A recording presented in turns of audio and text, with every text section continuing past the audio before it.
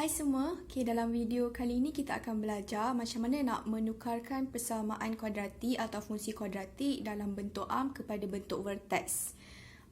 Contoh kita ada soalan ni, persamaan kuadratik fx x kuasa 2 tambah 2x tolak 4 boleh diungkapkan dalam bentuk fx x tambah m kuasa 2 tolak n, di mana m dan n adalah pemalar. Cari nilai m dan n.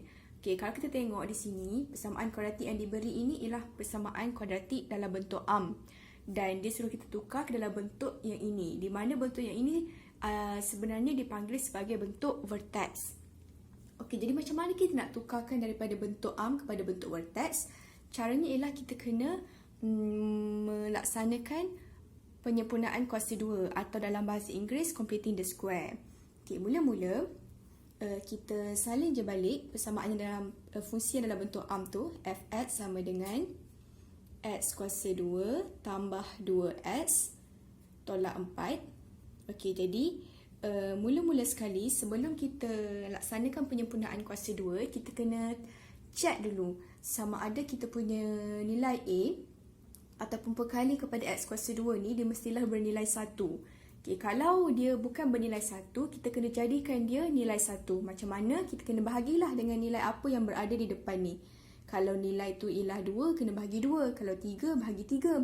Kalau negatif 3, bahagi negatif 3. Kalau negatif 1, bahagi negatif 1. Okay, tapi sekarang, untuk situasi kita, nilai depan kita, nilai perkali x kuasa 2 ni, ialah 1. Dah 1. Jadi kita tak perlu buat apa-apa.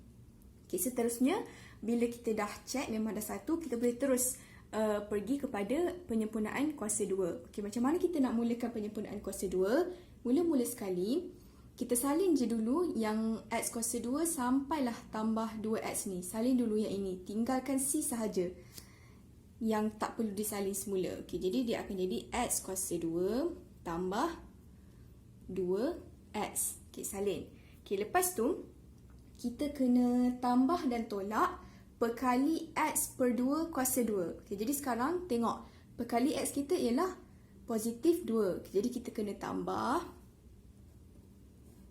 positif 2 per 2 kuasa 2. Dan tolak benda yang sama. Tolak benda yang sama 2 per 2 kuasa 2. Lepas kita dah tambah tolak b per 2 kuasa 2 ni, barulah kita salin semula yang C tadi, tolak 4. Jadi akan jadi tolak 4 macam tu. Okey, seterusnya apa yang perlu kita buat ialah bahagian yang ini kita faktorkan dia. Okay, macam mana nak faktorkan dia? Cara mudah untuk faktorkan dia ialah kita buat kurungan. Kita salin balik x ni, x, dan kita ambil hasil yang dalam kurungan yang ni. 2 per 2. 2 bahagi 2 dapat positif 1. Jadi kita tulis kat sini. Tambah 1. Dan kurungan ni kita kuasa 2. Okey? Maksudnya ini semua bila kita faktorkan dia akan jadi macam ni. Ya, kalau tak percaya kita cuba tengok ya pembuktian dia. Dekat sebelah sini. Ini sebenarnya kalau kita kira, dia akan jadi macam ni kan. X kuasa 2 tambah 2x. Yang ini 2 per 2, 1. 1 kuasa 2, 1. Tambah 1. Okay, cuba kalau kita faktorkan X kuasa 2 tambah 2x tambah 1. Kita akan dapat apa? Gunakan kaedah pendaraban silang. X darab X dapat X kuasa 2. Apa darab apa dapat 1. 1 darab 1 dapat 1. Okay, itu X darab 1 dia akan dapat X. X darab 1 akan dapat X. X tambah X kita akan dapat 2X. So, jadi yang ni dah sama 2X.